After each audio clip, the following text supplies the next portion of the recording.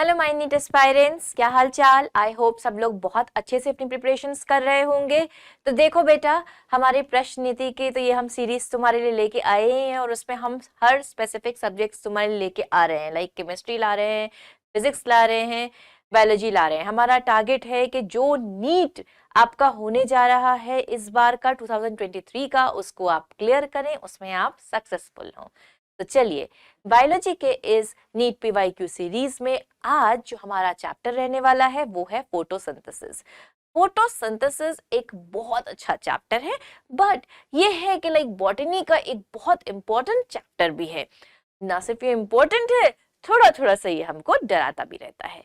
तो जैसा आप जानते हैं कि जब हम ये क्वेश्चंस करते हैं तो हम सेलेक्टेड 25 क्वेश्चंस आपके लिए लेके आते हैं और इन 25 क्वेश्चंस में हमारा टारगेट होता है कि या तो ये क्वेश्चंस, ऐसे क्वेश्चंस आपको रिपीटेड मिल सकते हैं या एटलीस्ट आपको इनसे कॉन्सेप्ट क्लियर हो। ठीक, तो हम इन्हीं 25 क्वेश्चंस के थ्रू चैलेंज करते हैं खुद को भी और आपको भी कि हम आपको कंप्लीट क्वेश्चंस यानी कि कंप्लीट चैप्टर की नॉलेज इनके थ्रू हर बार देते हैं। तो ये वो मोस्ट इंपॉर्टेंट 25 क्वेश्चंस हैं जिनको हम आपके लिए टारगेट कर रहे हैं। तो चलिए इसी बात पे अपने फर्स्ट क्वेश्चन के ऊपर आ जाते हैं।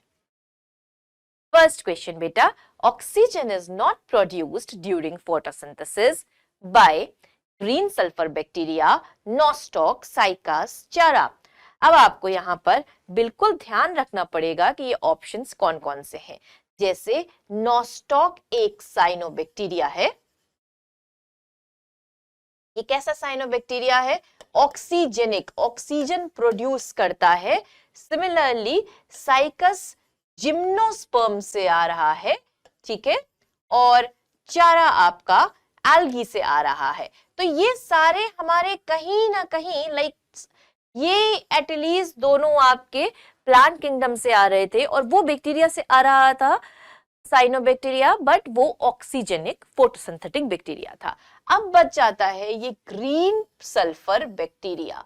ये ग्रीन सल्फर बैक्टीरिया ऑक्सीजन नहीं प्रोड्यूस कर रहा है, क्योंकि आपको जब फोटोसिंथेसिस पढ़ते हैं तो आपको ये जरूर पता होना चाहिए कि ऑक्सीजन प्रोड्यूस होती है फ्रॉम वाटर।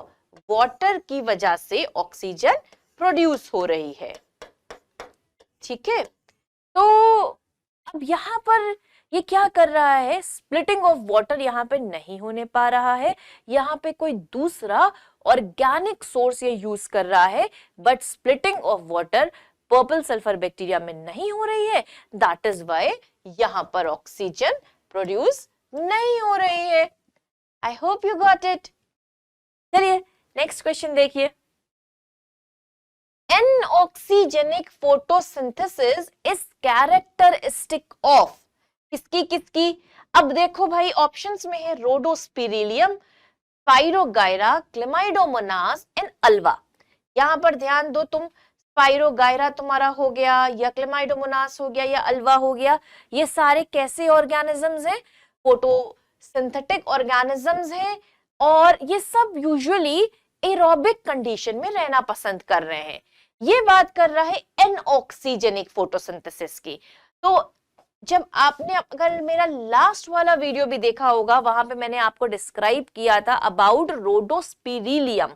रोडोस्पिरिलियम एक एनएरोबिक कंडीशन में रहने वाला बैक्टीरिया होता है। ये एक free living nitrogen fixing bacteria है, बट एनएरोबिक कंडीशन में रहना पसंद करता है। तो इसीलिए ये एनऑक्सीजेनिक फोटोसिंथेसिस भी कर रहा है, राइट। और यहां पर भी वही सेम कॉन्सेप्ट चलेगा कि यहां पर स्प्लिटिंग ऑफ वाटर नहीं हो रही है, that is why oxygen produce नहीं हो रही है। Next question, stroma in the chloroplast of higher plants contained light dependent reaction enzyme, ribosomes, chlorophyll या लाइट इंडिपेंडेंट रिएक्शन एंजाइम। अगर मैं आपको दिखाऊं बेटा, तो जैसे ये क्लोरोप्लास्ट है और इसमें दो रीजन्स आपको देखने को मिल रहे हैं। ये स्टैक्स ऑफ थाइलाकॉइड्स, जिनको आप ग्राना बोलते हैं, ठीक है, ये ग्राना है, ये थैलाकोइड के स्टैक्स, और ये जो मैट्रिक्स है क्लोरोप्लास्ट की, उस मैट्रिक्स को हम स्ट्रोमा बोलते हैं। स्ट्रोमा में कुछ ये ऐसे कनेक्टिंग थाइलाकोइड्स भी होते हैं जो ग्राना को कनेक्ट कर रहे हैं, तो वो स्ट्रोमा थाइलाकोइड्स हो गए। अब एग्जैक्टली अगर हम इस मैट्रिक्स में आए, तो इस मैट्रिक्स में जो एंजाइम्स होते हैं वहां पर डार्क रिएक्शन यानी कि लाइट इंडिपेंडेंट रिएक्शन के एंजाइम्स प्रेजेंट हैं। ठीक, तो ये जो स्ट्रोमा पोर्शन है वहां पे लाइट इंडिपेंडेंट रिएक्शन होती है, और जो ग्राना पोर्शन है वहां पे लाइट डिपेंडेंट रिएक्शन होती है। ओके, क्वेश्चन नंबर 4 पे ध्यान दीजिए। Emerson's enhancement effect and red drop effect have been instrumental in the discovery of, options देखो, photophosphorilation and cyclic electron transport, oxidative phosphorylation, photophosphorylation and non-cyclic electron transport, two photosystems operating simultaneously। ये तो इसका answer है, लेकिन ये इसका answer क्यों है? इमर्सन एक साइंटिस्ट थे और उन्होंने अपने एनहांसमेंट इफेक्ट करके देखे, और इमर्सन ने ये देखा कि लाइक वो अगर शॉर्टर वेवलेंथ और लॉन्गर वेवलेंथ, यूजुअली रेड और फार रेड दोनों की वेवलेंथ्स उन्होंने यूज करी थी, और उन्होंने ये देखा कि अगर वो इंडिविजुअल कर रहे हैं तो एक लिमिटेड अमाउंट ऑफ फोटोसिंथेसिस हो पा रही है, क्लोरोफिल उस पिगमेंट को एब्सॉर्ब कर पा रहा है। बट अगर आप दोनों को एक साथ लेके कंबाइन करा के वर्क करते हैं तो ज्यादा अच्छी फोटोसिंथेसिस हो रही है। यानी कि उन्होंने ये बताया कि फोटोसिस्टम 1 और फोटोसिस्टम 2 अगर साइमल्टेनियस वर्क कर रहे हैं तो ज्यादा अच्छी फोटोसिंथेसिस हो रही है। राइट, तो यही है बस आपका इमर्सन का इफेक्ट कि ये बता रहा है कि two photosystems operating simultaneously. Question number 5, chromatophores take part in movement, respiration, photosynthesis या growth। क्रोमैटोफोर्स क्या होते हैं भाई? क्रोमैटोफोर्स क्या है, कहां प्रेजेंट है? एरोबिक, यूकैरियोटिक या प्रोकैरियोटिक? देखो, ये आपके बैक्टीरिया, तो प्रोकैरियोट्स के पास हम चले गए। प्रोकैरियोटिक की जो मेम्ब्रेन है वो थोड़ी थोड़ी सी ब्रेक ऑफ होके ऐसे कुछ एरियाज बनाती है जिसके अंदर एग्जैक्टली पिगमेंट फिल रहता है, और उसी चीज को वी कॉल्ड क्रोमैटोफोर्स। अब इसके अंदर क्लोरोफिल टाइप पिगमेंट या chlorophyll like higher plants type of pigment present रहता है। तो ये किस काम के लिए रहेगा? Of course for doing photosynthesis. तो आपका आंसर रहेगा photosynthesis. Question number 6, which of the following is not a product of light reaction of photosynthesis? Light reaction क्या क्या प्रोड्यूस हो रहा था एंड में? एटीपी आ रही थी, NADPH आ रहा था, और स्प्लिटिंग ऑफ वाटर की वजह से ऑक्सीजन भी आ रहा था, है ना? तो देखो जल्दी जल्दी, ये आया, ये आया, ये आया, ये नहीं आया, ये तो रेस्पिरेशन में पार्टिसिपेट करता भाई। ये किसका पार्ट है? This is a part of respiration.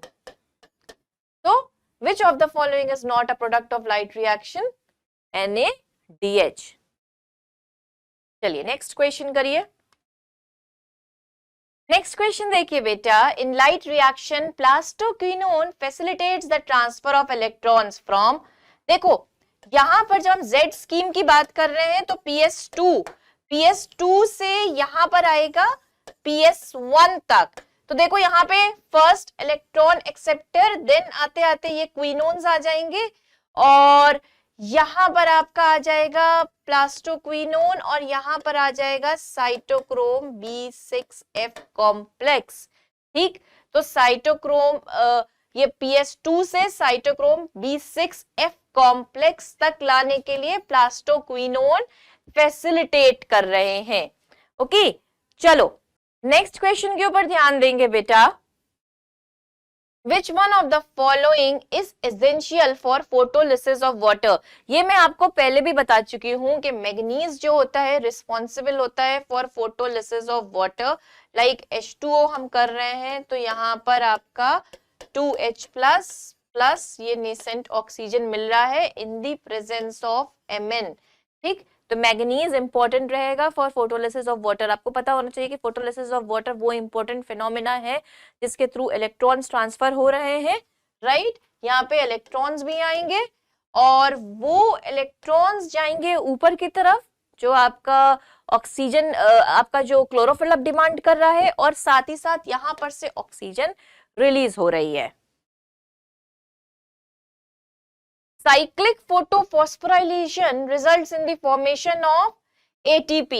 Cyclic photophosphorylation जब होता है तो वहां पर ATP रिजल्ट करती है. लाइक वो वापस से अपना आना शुरू हो जा रहे हैं. ठीक है, वहां पे NADPH एक्सेट्रा और ऑक्सीजन एक्सेट्रा नहीं प्रोड्यूस हो रहा है क्योंकि वहां पे splitting of oxygen splitting of water भी नहीं हो रहा है, ऑक्सीजन भी नहीं रिलीज हो रहा है. साथ ही साथ वो NADPH वगैरह जो भी चीजें हैं वो साइकिल होके आ जा रही है तो सिर्फ ATP प्रोड्यूस हो रही है. नेक्स्ट क्वेश्चन आ जाओ जल्दी से. Electrons from excited chlorophyll molecule of photosystem 2 are accepted first by. अच्छा, जो मैंने सीरीज दिखाई वो सीरीज तुम्हें याद है? ठीक है, उस सीरीज के अकॉर्डिंग यहाँ पे देखो कि उस रेंज में फर्स्ट क्या दिया हुआ है. तो उस रेंज में फर्स्ट यहाँ क्विनोन दिया हुआ है ना, उस रेंज में फर्स्ट यहाँ क्विनोन दिया हुआ है. So they are accepted first by quinone. Next question. The chemiosmotic coupling hypothesis of oxidative phosphorylation proposes that adenosine triphosphate is formed because of. ये देखो कुछ ऐसे तुम्हें chemiosmotic coupling mechanism दिखाया गया होगा. यहाँ पर कुछ ऐसे ब्लॉक्स बने होंगे साइटोक्रोम B6F के और ये सब के, एंड देन यहाँ से ऐसे दिखाया गया होगा सबके थ्रू H प्लस अंदर आ रहा है. तो H प्लस अंदर आता जा रहा है और साथ ही साथ यहाँ पे FOF1 कॉम्प्लेक्स दिखाया गया होगा जिसके थ्रू ATP का जनरेशन हो रहा है और कुछ इसके प्रेशर से ये गेट ओपन हो जा रहा है. तो देखो क्या चीज एग्जैक्टली बन रही है, यहाँ पे एक प्रोटॉन ग्रेडियंट बन रहा है अक्रॉस द इनर मेम्ब्रेन. ये इनर मेम्ब्रेन में तो ही प्रोटॉन ग्रेडियंट बन रहा है और उस प्रोटॉन ग्रेडियंट की वजह से ATP जनरेशन हो रहा है. आ जाओ नेक्स्ट क्वेश्चन पे. Phosphoenol pyruvate PEP is the primary CO2 acceptor in कौन से प्लांट्स में? C4, C2, C3, C4, C3. C4 plants में, C4 प्लांट्स में क्या होती है? क्रैन्स एनाटॉमी होती है. क्रैन्स एनाटॉमी है ना. ये पीईपी को यूज करा रहे हैं. यहाँ पे ऐसे आपको मिल रहे हैं ना दो तरह के सेल्स, ठीक, जिसमें मीजोफिल सेल्स हैं और बंडल शीथ सेल्स हैं. ठीक है, तो ये जो मीजोफिल वाला साइड है यहां पर प्रेजेंट है पीईपी. ठीक है, phosphoenol pyruvate. So this is the primary electron acceptor in C4 plants. कुछ एग्जांपल्स चैट बॉक्स में लिखो. CAM helps the plant in, किस काम में हेल्प कर रहे हैं? Conserving of water. C4 plants होते क्या है? लाइक C4 प्लांट्स में बेटा हो क्या रहा है कि उनके स्टोमाटा जो हैं वो नाइट टाइम पे ओपन हो रहे हैं. अब जब स्टोमाटा नाइट टाइम पे ओपन हो रहे हैं तो ट्रांसपिरेशन कम हो रहा है. उस टाइम वो गैसियस एक्सचेंज कर ले रहे हैं. मतलब हम ये मान के चलें कि वो अपनी लाइट रिएक्शन वाला काम कर ले रहे हैं लाइट में. अब उसे फिक्स करके उन्होंने रख लिया. ठीक, अब वो एक C4 एसिड के तरफ से ट्रांसफर करके अंदर वाले बंडल शीट सेट में लाएंगे और वहां पे वो अपनी C3 साइकिल चलाएंगे ड्यूरिंग द डे टाइम. तो यहाँ पे एग्जैक्टली वो प्रिजर्वेशन किसका कर रहे हैं? वाटर का. और देखो ये तुम्हारे लिए सबसे बेस्ट C4 वाला स्ट्रक्चर भी आ गया है, क्रैन्स एनाटॉमी वाला. यहाँ पे ध्यान दो. देखो ये लगे हुए हैं तुम्हारे मेसोफिल सेल्स, ठीक, और ये लगे हुए हैं बंडल शीट सेल्स. तो पूछा जा रहा है study the pathway given below. ठीक है, तो देखो ये आया एटमॉस्फेयर से कार्बन डाइऑक्साइड जो फाइनली ये बाइकार्बोनेट फॉर्म में हुई है, उसको पीईपी ने फिक्स किया है, पीईपी ने फिक्स किया है। तो यहां पर क्या चीज हो रही है, ए पे फिक्सेशन हो रही है, देन वो C4 एसिड्स तुम्हारे लाइक मैलिक और इस तरह से ट्रांसफर होके C4 एसिड यहां पे आ गया है।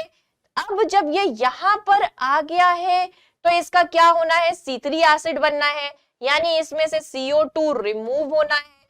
तो क्या चीज होगी, पहले फिक्सेशन हुआ, फिर डीकार्बोक्सिलेशन हुआ, C3 एसिड वापस से बंडल शीट से ट्रांसफर होके जा रहा है मेसोफिल में, यानी C3 को अब वापस से C4 बनाना है। ठीक है, तो अब क्या काम करेगा, रीजेनरेशन करेगा। आई होप ये आंसर आपको समझ में आया होगा। Cran's anatomy is one of the characteristic of the leaves of, chat box में आंसर आए, चलो तो यहां पर आंसर मिल रहा है किसका, लाइक C4 प्लांट्स यूजुअली कहां मिल रहे हैं, शुगर केन में, मेज में, सोगम में, इन सब में आपको ये मिल रहे हैं। और ये पोटैटो भी, ये मस्टर्ड, ये सब C3 थे।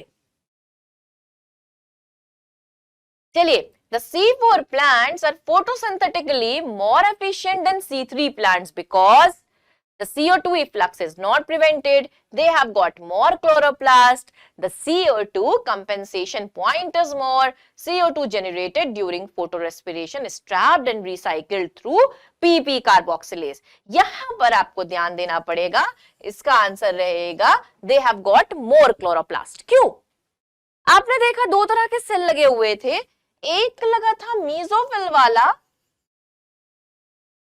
और दूसरा लगा था बंडल शीट वाला।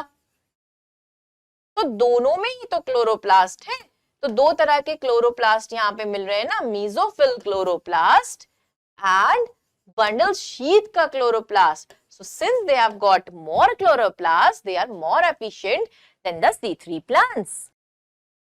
आते हैं बेटा अपने नेक्स्ट क्वेश्चन के ऊपर। In leaves of C4 plants, malic acid synthesis during CO2 fixation occurs in mesophyll cells में ना, mesophyll cells में C4 plants में malic acid बनता है एंड देन वो aspartic acid के फॉर्म में होते होते फिर यहाँ पर आपके बंडल शीट सेल में ट्रांसफर होके आ जाता है। In leaves of C4 plants, malic acid formation during CO2 fixation occurs in the cells of mesophyll. देखो बेटा यहाँ पे दोनों क्वेश्चन बिल्कुल सिमिलर हैं, बट ये ध्यान दीजिए कि ये 2007 में पूछा गया है और ये उससे पहले वाले साल में पूछा गया था। ठीक है, तो ये लमसम सिमिलर क्वेश्चंस हैं। ओके, तो आपको ये ध्यान देना पड़ेगा कि ऐसे क्वेश्चंस भी आ रहे होते हैं। नेक्स्ट क्वेश्चन देखिए, the oxygenation activity of RuBisCO enzyme in photorespiration leads to formation of. देखो एक बार वो कार्बोक्सिलेज ना होके जब ऑक्सीजनेज हो गया है in presence of so much of oxygen, तो वहां पर फोटो रेस्पिरेशन हो रहा है। जब ऑलरेडी वो कार्बोक्सिलेज था तब वो 2 मॉलिक्यूल्स ऑफ पीजीए रिलीज कर रहा था, यहां पर क्या कर रहा है, एक मॉलिक्यूल ऑफ 3 कार्बन फॉस्फोग्लिसरेट और दूसरा एक मॉलिक्यूल ऑफ 2 कार्बन फॉस्फोग्लाइकोलेट, ये चीज रिलीज कर रहा है ड्यूरिंग फोटो रेस्पिरेशन। अब ऑप्शंस आप देखिए, ऑप्शंस में से जो चीज बेस्ट निकल के आ रही है वो ये है कि 1 molecule of a 3 carbon compound. The process which makes major difference between C3 and C4 plant is glycolysis, Calvin cycle, photorespiration and respiration। फोटोरेस्पिरेशन, C3 plants में फोटोरेस्पिरेशन होता है जिसकी वजह से अच्छा खासा वाटर लॉस हो रहा है और उनकी एनर्जी लॉस हो रही है, फिक्स्ड कार्बन डाइऑक्साइड लॉस हो रही है। उसी चीज को कंजर्व करने के लिए ही तो C4 प्लांट्स बने और उनमें अच्छे से CO2 का फिक्सेशन हो रहा है, वो लिमिट कर पा रहे हैं अपने फोटोरेस्पिरेशन को। A process that makes important difference between C3 and C4 plant is photorespiration। ये देखिए थोड़े से वर्ड्स की हेरा फेरी करके same question, lump sum same question 2 अलग अलग सालों में पूछा जा रहा है। The correct sequence of cell organelles during photorespiration is, photo respiration एक ऐसा प्रोसेस है जहां पे लाइक क्लोरोप्लास्ट भी यूज हुआ है, माइटोकॉन्ड्रिया भी यूज हुआ है और परऑक्सीजोम भी यूज हुआ है। ठीक है, इनफैक्ट सीक्वेंस तो ये रहती है कि पहले क्लोरोप्लास्ट से परऑक्सीजोम में, जैसे फॉस्फोग्लाइकोलेट बना, अब वो ग्लाइकोलेट बन के परऑक्सीजोम में आ रहा है, देन वहां से वो माइटोकॉन्ड्रिया में जा रहा है लाइक ग्लाइसिन, सीरीन, अब होते होते वो फाइनली फिर से माइटोकॉन्ड्रिया उसको परऑक्सीजोम में भेज रहा है और अब उसके बाद वो ग्लिसरेट बन के क्लोरोप्लास्ट में जा रहा है और वहां पे वो पीजीए बनेगा। ठीक है, C4 plants are more efficient in photosynthesis than C3 plants due to, बिल्कुल ये याद रखेंगे, due to lower rate of photorespiration, और कोई फर्दर डिस्कशन इसमें रिक्वायर नहीं है। During photorespiration, the oxygen consuming reactions occur in stroma of chloroplast in mitochondria, stroma of chloroplast in peroxisome, grana of chloroplast in peroxisome। यहाँ पे stroma of chloroplast in peroxisomes use हो रहे हैं। जो oxygen consuming reactions है वो यहाँ पे हो रही हैं in the stroma of chloroplast and peroxisome। आज का last question, with reference to factors affecting the rate of photosynthesis, which of the following statement is not correct? Increasing atmospheric concentration up to 0.05% can enhance CO2 fixation rate. C3 plant respond to higher temperature with enhanced photosynthesis while C4 plants have much lower temperature optimum। यही point गलत है exactly. C3 plants जो है वो lower temperature को respond कर पाते हैं और C4 हायर को रिस्पॉन्ड कर पाते हैं। ठीक है, then tomato is a greenhouse crop which can be grown in CO2 enriched atmosphere for higher yield and light saturation for CO2 fixation occurs at 10% of full sunlight। ठीक है, तो ये यहाँ पर इन्होंने हेर फेर करा था जिसकी वजह से ये रॉन्ग स्टेटमेंट बना था। आई होप कि आपको समझ में आया होगा और आज को थोड़ा सा आपको अच्छा लगा होगा। नेक्स्ट चैप्टर जो हम लेके आएंगे वो रहेगा सेलुलर रेस्पिरेशन इन प्लांट्स। तो हमारे साथ बने रहिए और इसको देखते रहिए और बस आपका लक्ष्य, हमारा लक्ष्य एक ही है कि आप नीट क्वालिफाई करें, आपको अच्छा कॉलेज मिले। तो बेस्ट ऑफ लक।